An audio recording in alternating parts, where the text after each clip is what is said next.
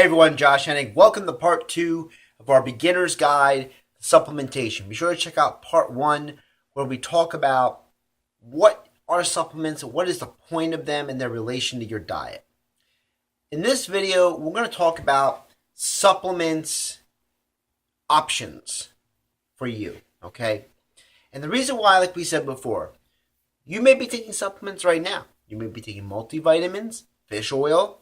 You may be taking digestive enzymes like a probiotic. These are all supplements, but they're not labeled as supplements because supplements can have a negative connotation.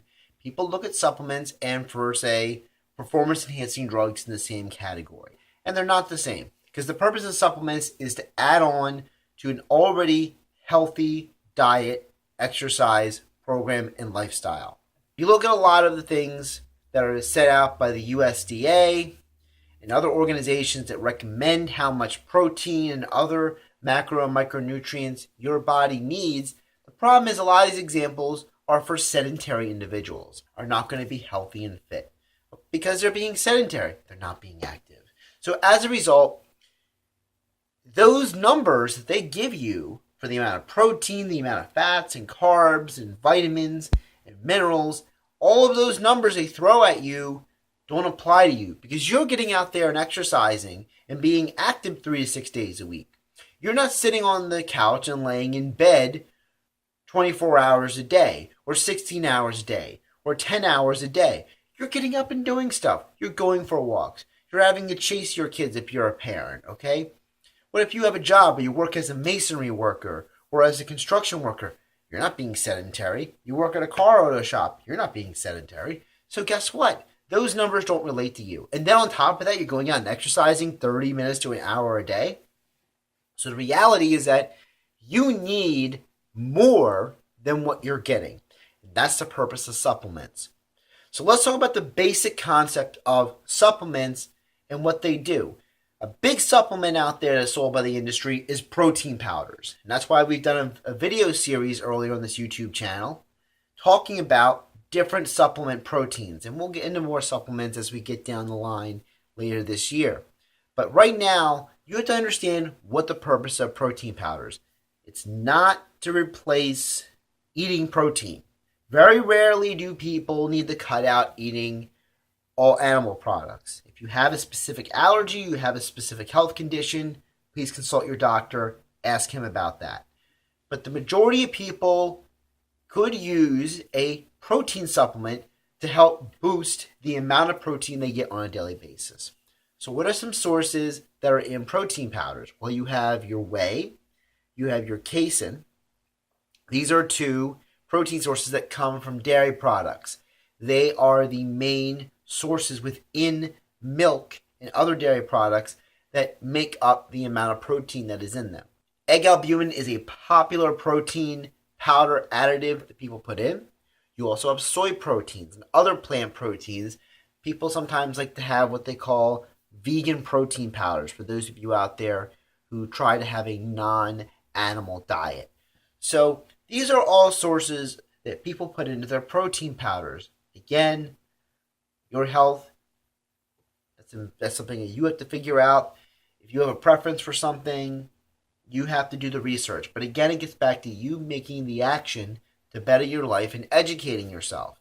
The truth is that the average of a good protein powder or protein bar supplement is somewhere in the range of 15 to 30 grams of protein. That may seem like a lot, but it's really not. Because the average person who is active and exercising between 3 and 6 days a week is going to need about a gram of protein per pound of body weight. So in the large scheme of things, 15, 30 grams of protein, it's a drop in a bucket. Especially if you're somebody who is weightlifting a lot. If you're someone who's lifting a lot of weight and doing a lot of strenuous physical activity to get in shape, you're going to probably need even more protein. Another very popular supplement is multivitamins.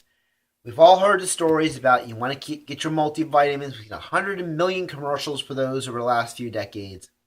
What you need to know about multivitamins is that you need to check the dosage that's in the multivitamins, and you need to check the types of ingredients that are in the multivitamin.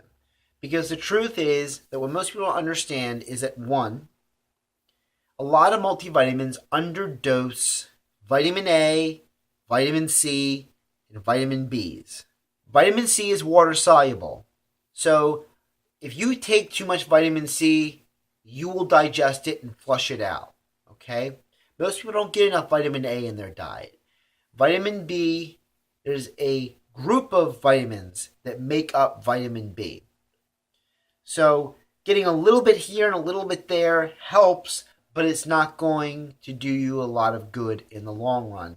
And the reality is that if your multivitamin doesn't have about between 400, at least 400 milligrams of vitamin C and about maybe 5,000 milligrams of vitamin A, and it doesn't have a high number of vitamin B in milligrams in your multivitamin, you're probably wasting your money. The second problem with multivitamins is the minerals they put in them. What most people don't understand is that minerals such as calcium, zinc, and iron, they actually fight against each other in the body for absorption. So you may think, oh man, my multivitamin's got 500 milligrams of calcium, and it's got 50 milligrams of zinc, and it's got 50 milligrams of iron. Well, the problem with that multivitamin is that all those minerals are going to fight with each other for absorption because the body can't absorb all three of them at the same time. The same goes for copper, for example. People may say, well, why do you need copper? Well, studies have shown that copper in small amounts, again, micronutrient, small amount of nutrients, micronutrient, copper is actually helpful for muscular function on the molecular level. So we're come to find out that you need these minerals, but you can't take them all at the same time. So for example, if you go to the store, you may see something that may be a multivitamin and then a multimineral. And you look at the multimineral and you see all these different things. Well, it's got high amounts of calcium, iron, copper, and zinc. They're not going to work together. Now, two minerals that do work together are zinc and magnesium. You'll see a lot of supplements, for example, for ZMA. Two of the main ingredients in there are zinc and magnesium. A lot of people recommend taking zinc and magnesium together because the body seems to absorb them very well together because they're used for very different purposes in the body. Whereas calcium and zinc and iron and copper have properties that block each other, especially calcium. Calcium is actually very strong at blocking other minerals from being absorbed. So you have to read what's on the back of your multivitamin. You have to read what's on the back of your minerals because you don't want to waste your money. And that gets back to the final point of this video, this part 2 video, okay? Don't waste your money on supplements. I may get in trouble. People may not like me saying that, but that's the reality. Supplements are meant to add to your life. They're not meant to take away from it. They're not meant to put you in debt, okay? No supplement is going to replace hard work. No supplement is going to do for you what you won't do for yourself, okay? No amount of multivitamins, no amount of protein powders, no amount of amino acid branch chains, and this and that is going to replace the hard work that you're going to put in to improve your diet and get exercise and be active every day. Remember that. If a product is not meeting the standards of what you want or need, don't buy it. I don't care who's making it. I don't care who's backing the product. If you look at a product and you cringe at the cost, or it makes you wonder if it's worth it, it probably isn't. Because good supplement companies are going to put out products that you can afford and that you can actually use. It's the companies that don't care about you and that care about their profit margins. They're the ones that are putting out these little funky products with all these weird formulas and these proprietary blends and such. I'm going to get into that in the next video.